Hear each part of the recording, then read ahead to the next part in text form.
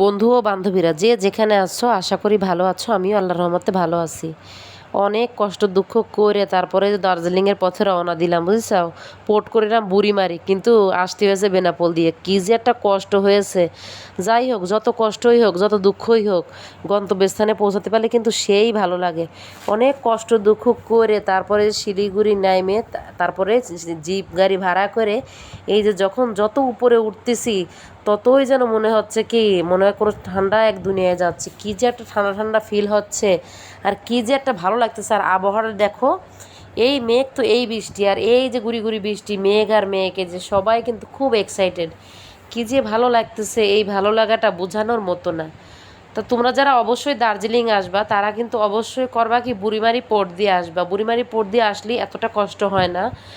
আর আমাদের এত কষ্ট হওয়ার পিছনে কারণ আছে, যেহেতু আমরা টিকিট পাইনি এই জন্য আমাদের বেনাপোল দিয়ে আসতে হয়েছে। আর এই জন্য আমাদের এত কষ্ট হয়েছে। যাই হোক, কষ্ট এখন কষ্ট মনে হচ্ছে না, যত উপরে উঠতেছি ততই ভাল লাগতেছে। দার্জিলিং শহরটা শিলিগুড়ি থেকে প্রায় 14,000 ফুট উপরে, হিমালয়ের একেবারে কাছাকাছি। এই যে দেখতে পাচ্ছ টয় ট্রেন, আমরা কিন্তু একেবারে দার্জিলিং শহরে চলে আইছি। এই যে দার্জিলিংয়ের মেলে। তো বাসায় বাসায় বলে হোটেলে আইসে আমরা হচ্ছে ফ্রেশ ট্রেশ হয়ে তারপরে যে বিকেলবেলা দার্জিলিংয়ের মেলে গেছি। তো এই যে আমার দুই মেয়ে খুবই খুশি।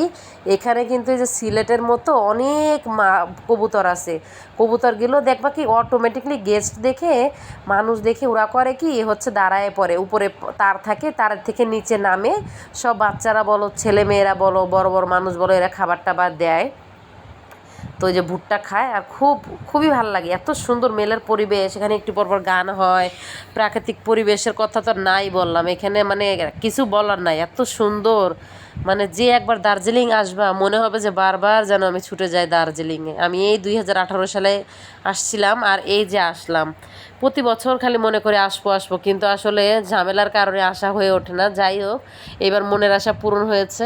তাই এই যে আমরা দুজনে একটু ঘোরাঘুরি করতেছি, আর বড় মেয়ে ভিডিও করে দিচ্ছে। আর এই যে পুচকু শোনা তো কি যে খুশি, তার কি কব। সে মনে হচ্ছে ঈদি চাঁদ পেয়েছে। যাই হোক, আমি আমার মায়ের করছি কি, আমি তো রাব্বুর হাত ধরে একটু হাঁটি, তুই আমার একটু ভিডিও টিডিও করে দে, একটু টিকটক বানায় দে। তা যাই আর কই আর করবো, তো মেয়ে বানায় দিল। আর এই যে যে গাড়িটা দেখতে পাচ্ছ, এখানে কিন্তু অনেক প্রকার রাইড আছে, মানে বাচ্চাকে আনন্দ দেওয়ার জন্যে সকল ব্যবস্থা আছে। এই গাড়িগুলোতে উঠতে পারবে বাচ্চারা 100 টাকা করে, মানে 100 রুপি। তারপর আমরা চলে গেলাম কোথায়, মেল থেকে ঘোরাঘুরি করে আমরা একটা গাড়ি ভাড়া করলাম, চলে গেলাম হচ্ছে বাতাসি লুপ।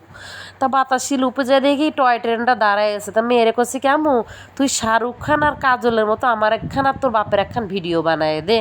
তা মায়ে তাই দিল। তারপরে যে দুজনে হাত ধরে বাতাসি লুপ থেকে বেড়ায় গেলাম, বেড়ায় যে আবার সেই জিপে উঠলাম।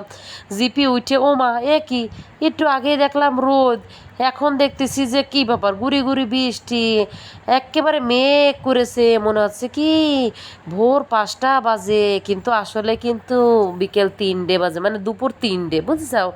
যাই হোক, দার্জিলিং থেকে 4,000 ফুট নিচে হচ্ছে রক গার্ডেন। দার্জিলিং আসবা, রক গার্ডেন আসবা না তাই কি হয়? একেবারে উঁচু সিঁড়ি, আবার নিচে নেমে আবার দার্জিলিংয়ে যে তোমার একেবারে মেন যে হচ্ছে ঝর্ণা, ওইটা মনে হবে কি একেবারে 20 তলা সমান উপরে। তাই এইখানে আইসে মানে ঝর্ণার শব্দে আর ঝর্ণার ঠান্ডায় মন প্রাণ দুটোই ভরে গেল। কি আর কব, এত কষ্ট করে আর এত টাকা খরচ করে আইছি, কিন্তু মনে হচ্ছে না, মনে হচ্ছে যে কি যে একটা শান্তি। আর ছবিগুলো যে তুলেছি মনে হচ্ছে কি একেবারে ফ্রেমে বাঁধাই কর, একেবারে নিখুঁত। কি যে দারুণ ছবি উঠেছে তার কোয়ার মতো না। তো যাই হোক, এই রক গার্ডেনে ঢুকতে কিন্তু 50 রুপি করে তোমাকে লাগবে। আর এই যে সর্বশেষ আমরা রক গার্ডেন থেকে বিদায় নিয়ে যে চলে আসতেছি হোটেলের উদ্দেশ্যে। সবাই ভালো থাকবা, সুস্থ থাকবা, আল্লাহ হাফেজ।